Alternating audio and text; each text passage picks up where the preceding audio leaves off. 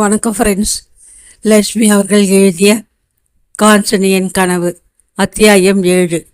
மாத்தூர் ஜமீன்தார் விஸ்வநாதன் அன்று இரவு போஜனத்திற்கு பிறகு வழக்கம் போல் ஹால் சோஃபாவின் மீது சாய்ந்து கொண்டு பத்திரிகை ஒன்றை படிக்க முயற்சித்து கொண்டிருந்தான். கலகலவென்று சாவி கொத்து செய்த சப்தத்தில் தாயார் பொன்னம்மாள் வருகிறாள் என்பதை புரிந்து கொண்ட அவன் பத்திரிகையை முகத்தில் நின்று தாழ்த்தி தாயை பார்த்து புன்னகை செய்தான். அப்பாடி, இரவு 10 நாழிகையானாலும் இந்த வீட்டு வேலைக்கு ஒரு முடிவே கிடையாது. ஏன் தம்பி, இன்னைக்கு செய்திருந்த தக்காளி துவையல் உனக்கு பிடிச்சுதா என்று கேட்ட வண்ணம் அவள் சோபாவில் உட்கார்ந்து சாய்ந்து கொண்டாள். நம் வீட்டு சமையலுக்கு பழுது சொல்ல முடியுமா என தன் பல்வரிசை தெரிய மெல்ல சிரித்தான் புஷ்பநாதன். அப்படி சொல்லிவிடாதே தம்பி. தவிசி பிள்ளையை மட்டும் சமையல் கட்டிலை தனியாக விட்டு வந்தால் சமையல் முழுவதும் வாயில் வைக்க விளங்காது போயிருக்கும். கூடமாட அவனுக்கு பாதி வேலை நான் செஞ்சு தரேன். வயசு எனக்கு கொஞ்சமாவா ஆகுது? உன்னை போல் ஓடி ஆடி வேலை செய்ய என்னால் முடியுமா? 4 அடி எடுத்து வைச்சா மூச்சு வாங்குது, மயக்கம் வருது என்று பிரசாபித்தாள் தாயார். எப்படியோ போகட்டும்னு நீங்கள் பாட்டிலே உட்கார்ந்துருங்கம்மா. உங்களை யார் கஷ்டப்பட சொன்னது என அன்புடன் கடிந்து கொண்டான் மகன். மனசு கேட்குதா தம்பி? சமையல் கட்டு பக்கம் போக்காட்டா அவன் எல்லாத்தையும் குட்டி சோறாக்கி விடுவானே தம்பி. சாப்பிட்றதே சொல்பம், அதையும் முறிக்காதபடி செய்து போட்டா என்ன செய்யறதுங்கிற கவலை உனக்கு என்ன தெரியும் தம்பி? பெத்த மனம் இல்லையா என்று அங்கலாய்த்து கொண்டாள் தாய். புஷ்பநாதன் புன்முறுவல் செய்தான். பதிலுக்கு உடனே பொன்னம்மாள், இந்த வருஷமாவது நான் திருவண்ணாமலை தீபத்துக்கு போகணும். போன வருஷம் அப்படியாச்சு. என் தலையெழுத்து தம்பி. நான் இந்த கோலத்தில் சாகனம்னு எழுதியிருக்கு. அவர் இருந்து நான் போயிருந்தா நலமாயிருக்கும். மஞ்சளும் பூவுமாக போக கொடுத்து வைக்கலை என்று பேசிக்கொண்டே புடவை தலைப்பால் கண்களை துடைத்து கொண்டாள். இறந்த தந்தையை நினைத்து கொண்ட ஜமீன்தாருக்கும் நெஞ்சை என்னவோ செய்தது. மஞ்சள் ஒளி வீசும் முகத்தில் காலன அளவு குங்குமம் போட்டு 2 மூக்குகளிலும் ஒளி வீசும் வைர மூக்கு பொட்டுக்கள், பளிச்சென்று மின்னும் வைர ஓலைகள், காதுகளில் கழுத்துகளிலே அழுத்தமாக பதிந்திருக்கும் வைர அட்டிகை, சரிகை கரை பட்டு ரவிக்கை, அதற்கேற்ற வண்ண முழு அகல சரிகை கரையில் பட்டு புடவை, முழுங்கை வரை குலுங்கும் தங்க வளையல்கள். இன்னும் தாயின் தோற்றம் புஷ்பநாதனின் முழு கவனத்திற்கு கொண்டு வர முடியவில்லை. அலங்கார சுந்தரியாக திகழ்ந்த ஜமீன்தாரினி அம்மாளை உற்று நோக்கிய மகனின் மனம் வருத்தத்தில் ஆழ்ந்தது. தன்னையே மைந்தன் உற்று பார்ப்பதை கண்ட தாய் சற்று மன சங்கடத்துடன், என்ன தம்பி பார்க்குற என்று கேட்டாள்.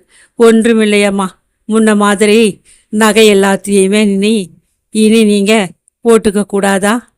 அதில் என்ன தப்புன்னு யோசிக்கிறேன் என்று வாட்சல்யமாக கேட்டான் குமாரன். பொன்னம்மாள் புன்னகை செய்தாள். எனக்கு என்னத்துக்கு அப்பா நகை?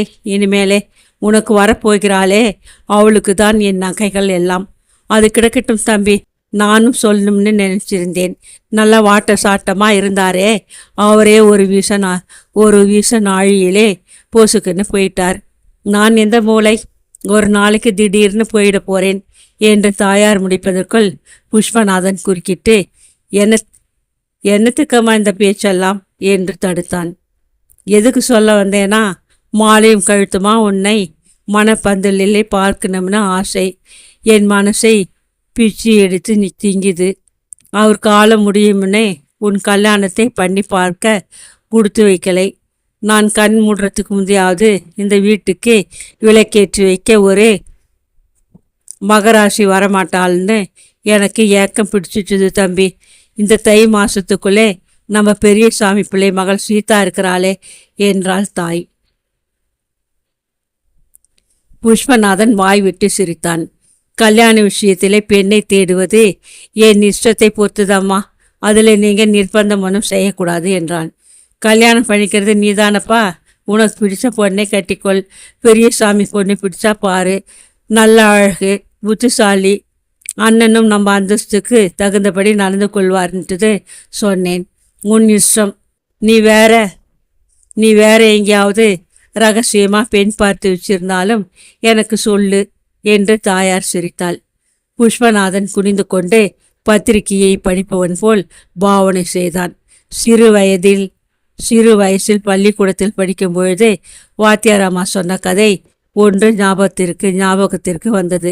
பல தேசத்து ராஜகுமாரிகளையும் ஏறெடுத்து பார்க்க மறுத்த காபட் சிவா என்ற அரசன் ஒரு நாள் தன் கொலு மண்டபத்தில் முன்னே வந்து நின்ற ஒரு அழகிய பிச்சைக்காரியை பார்த்தான். கண்டதும் காதல் கொண்டான். ஒரே துள்ளலில் சீமாசத்தில் நின்று இறங்கி ஓடி வந்து இவள்தான் என்ற ஆணி என்றான். பிச்சைக்காரியை பார்த்து சபையோர்கள் ஸ்தம்பித்து போனார்கள். இந்த கருத்து கொண்ட கதையை நினைத்ததும் புஷ்பநாதனுக்கு சிரிப்பு வந்தது. பேப்பரில் என்ன சிரிக்கிற விஷயம் போட்டிருக்கு என்று தாயார் அவளுடன் கேட்டாள். ஒன்றுமில்லையம்மா என்று மழுப்பினான் பிள்ளை. என்னவோ உனக்கு நான் சொல்றது சிரிப்பா இருக்கு, நான் கவலைப்படுறது எனக்கு தெரியும் என்று பெருமூச்சு விட்டவனும் தாயார் உள்ளே போனாள். அன்று படுக்கையின் மேல் படுத்த பொன்னம்மாளுக்கு தூக்கமே வரவில்லை. பானுமதி எனும் பாடகியுடன் தன் பிள்ளை தொடர்பு வைத்து கொண்டிருக்கிறான் என்பதை அவள் வெகு நாட்களாகவே அறிவாள். அதை பற்றி தன் மகனிடம் விவாதிக்க பொன்னம்மாளுக்கு தைரியம் வந்ததில்லை. ஆனால் அந்த தாசி பெண்ணை மட்டும் என் மருமகளாக்கி விடாதே என கடவுளை சதா வேண்டிக் கொண்டிருந்தாள். புஷ்பநாதனுக்கும் அன்று சரியாகவே தூக்கம் வரவில்லை. கடிகையிலே புரண்டு கொண்டிருந்த அவனது மனக்கண் முன் ஒரு கழித்த கதவிடிய நின்ற காஞ்சனியின் உருவம் வந்து நின்றது. கண்ணீர் நிறைந்த அகன்ற தன் இரு விழிகளாலும் அவள் அவனை ஏறெடுத்து பார்த்தாள். சின்னஞ்சிறு வாயில் ஒரு புன்னகை நெளிந்தது. ஐயோ ஜெமீன்தார் என்று கூவினாள் அவள் பயத்துடன். மறுநிமிஷம் கதவு படீர் என்று சாத்தி கொண்டது. மனம் புனைந்த கனவு நின்று திடுக்கிட்டு விழித்து கொண்ட புஷ்பநாதன் தூங்க இஷ்டமின்றி மின்சார விளக்கை ஏற்றினான். மேஜை மீது மடித்து போட்ட ஒரு கடிதம் கிடந்தது. அதை எடுத்து பார்த்தான். அத்தானுக்கு பானு எழுதி கொண்டது. நாளை வெள்ளிக்கிழமை சுப்பிரமணிய சுவாமிக்கு பாலாபிஷேகமும் வீட்டில் ஒரு சின்ன விருந்தும் என் பிறந்த நாளுக்காக ஏற்பாடாகி இருக்கிறது. அத்தான் கட்டாயம் வரணும். மற்றபடி நேரில் தங்கள் பானு என்று எழுதியிருந்தது. அத்தியாயம் 8. விஸ்வநகர் சர்க்கார் ஆஸ்பத்திரியின் 2வது தளத்தில் வைத்தியர்களின் பிரத்யேக அறையில் அன்று காலை அவசரமாக நுழைந்தான் டாக்டர் சபேசன். ஏற்கனவே சற்று முன்பாக வந்திருந்த சகோதர டாக்டர்கள் ஏக காலத்தில் அவனை புன்முறுவலுடன் வரவேற்றனர். எல்லோரும் வந்துவிட்டார் போட்டிருக்கிறது, நான் தான் இன்று சற்று தாமதமாக வந்திருக்கிறேன் என்று கூறிய சபேசன் முத்துக்களை போல் நெற்றியிலே அருவி நின்ற வியர்வியை கைக்குட்டையால் துடைத்து கொண்டான். நடந்து வந்த களைப்பை ஆற்றிக்கொள்ளும் நிமித்தம் நாற்காலி ஒன்றை மின்சார விசிறியின் அடியில் இழுத்து போட்டுக்கொண்டு உட்கார்ந்தான். எல்லோரும் வந்தாகிவிட்டது. துரையைத்தான் இன்னும் காணோம் என்று ஆரம்பித்தார் டாக்டர் கேசவ நாயர். மணி 8க்கே இன்றைய ஆபரேஷன்களை துவக்கப் போவதாக சொல்லி நம்மையெல்லாம் வர சொன்னாரே ஆசாமி, இன்னும் தூங்குகிறாரோ என்னவோ என்று சிரித்தான் டாக்டர் மோகன் ரெட்டி. இருக்கலாம் ஐயா, இருக்கலாம். நேற்று வேலை முடிய இரவு மணி 9 ஆச்சு. மறுபடி இன்னைக்கு காலை பொழுது விடியறதுக்கு முந்தி ஓடி வர நேர்ந்தது. நேற்று செய்த வேலை சிரமம் தீரக்கூட தூங்கலை. விடிஞ்சதும் 8 மணி பஸ் பிடிச்சு ஆஸ்பத்திரிக்கு ஓட்டமாக ஓடி வந்தேன். இந்த பாவி சீக்கிரம் வந்து வேலையை ஆரம்பித்தா நாமும் சீக்கிரமாக வீடு திரும்பலாம் என்று அலுப்புடன் சொன்னான் டாக்டர் சுந்தரராவ். துரைக்கு வயது 50 ஆக போகிறதே. அப்படி இருந்தும் மாடாட்டமாக வேலை செய்ய அவருக்கு மட்டும் எங்கிருந்தையா உடம்பிலே சக்தி இருக்கு என்று ஆச்சரியப்பட்ட கேசவ நாயர் ஒட்டி போன தனது தாடையை தடவி கொடுத்து கொண்டார். பணம் அல்லவா அப்படி செய்ய சொல்கிறது. 100 200 பச்சை நோட்டுகளை சட்டை பையில் திணித்து கொண்டால் செத்த பிணங்கூடத்தான் எழுந்திருந்து வேலை செய்யும் என்று சொல்லி சிரித்தான் மோகன் ரெட்டி. நம்ம துரைக்கு இருக்கிற பண ஆசை உலகத்திலே ஒருத்தனுக்கு கூட இருக்காது என்று உக்கிரமாக ஆரம்பித்த சுந்தரராவை மேலே பேச விடாமல் தடுத்த கேசவ நாயர், உமக்கும் 6 பெண் குழந்தைகள் இருந்தால் அப்படிதான் செய்வீர் என்று விவாதித்தான். அதற்காக ஊரை கொள்ளை அடிக்க சொல்லிட்டா? மனசாட்சியை பஞ்சால் துடைத்து விட்டு பணம் பிடுங்குவதை விட பட்டினி கிடக்கலாம் என்று வேதாந்தம் பேசினான் சுந்தரராவ். கொடுக்கிற தெய்வம் கூரையை பிளந்து கொண்டு குடிக்கிறது. பல இடங்களிலிருந்தும் நோயாளிகள் இவர் வைத்தியத்திற்காக ஓடி வருகிறார்கள். பணத்தை வாரி பாதத்திலே வைத்து விழுந்து கும்பிட காத்திருக்கிறார்கள். கேட்பானேன்? மனுஷன் 2 கைகளாலும் வாங்கி குவிக்கிறார். எப்படியோ ஒழியட்டும், நம் இடுப்பை ஒழிக்காதிருந்தால் சரியென ஆத்திரத்துடன் பேசினான் மோகன் ரெட்டி. தங்களது சம்பாஷணையில் கலந்து கொள்ளாது மௌனமாக இருந்த டாக்டர் சபேசனை பார்த்து, என்ன டாக்டர், வாயை திறந்தால் முத்து உதிர்ந்து விடுமோ என்று அச்சமோ என்று பரிகசித்தான் டாக்டர் கேசவ நாயர். ஏன் ஐயா அவரை வம்புக்கு இழுக்கிறேர்? தன் வேலை உண்டு தான் உண்டு என்று போகும் ஆசாமி. அவர் நம்மை போல் வேலையற்ற வம்பல்லவே என்று பாதி உண்மையாகவும் பாதி கேலியாகவும் சொன்னான் சுந்தரராவ்.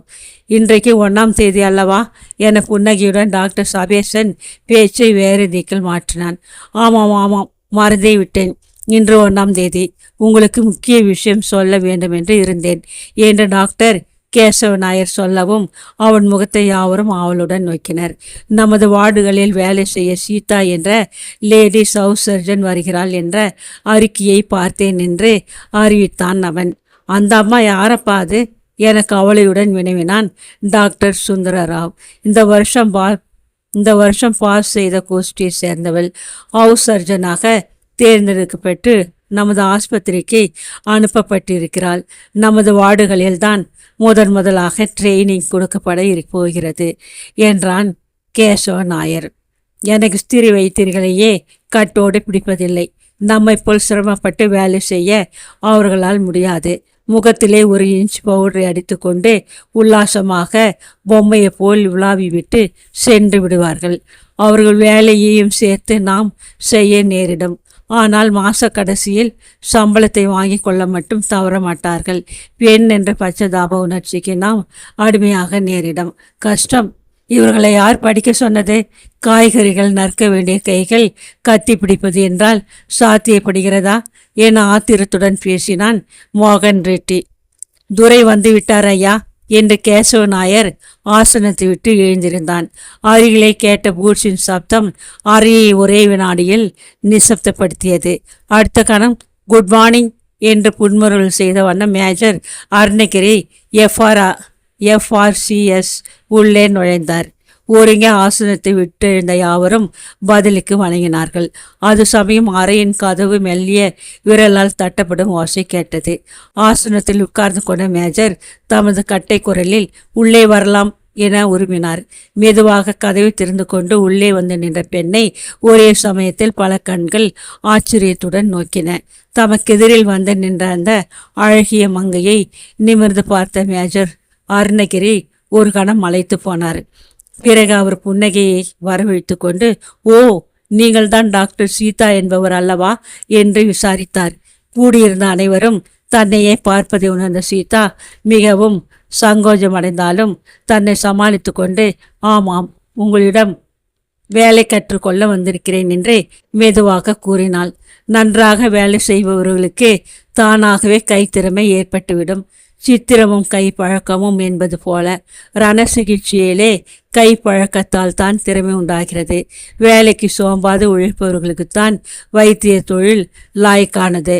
புருஷன் ஸ்திரீ என்ற வித்தியாசமான உணர்ச்சியின்றி வைத்திய சாஸ்திரத்தின் மீது ஆர்வமும் ஆசையும் காட்டி உற்சாகத்துடன் வேலை செய்பவர்கள்தான் எனக்கு பிடிக்கும் என்று ஒரு சிறு பிரசங்கம் செய்தார் மேஜர் அருணகிரி. அப்படியே செய்ய முயற்சிக்கிறேன் என்று மரியாதையுடன் பதிலளித்த சீதாவின் பவள உதடுகளில் புன்னகை தவழ்ந்தது. எடுத்து விட்டு எழுந்திருந்த மேஜர் தமது உதவி டாக்டர்கள் பக்கம் திரும்பி, டாக்டர் சபேசன், டாக்டர் சீதாவுக்கு நமது வார்டுகளின் வேலை நியதியை பற்றி சொல்லித்தாருங்கள் என்றார். அப்படியே செய்கிறேன் என்று டாக்டர் சபேசன் மரியாதையாக பதிலளித்தான். யாவரும் அறையை விட்டு வேலை செய்ய கிளம்பினார்கள்.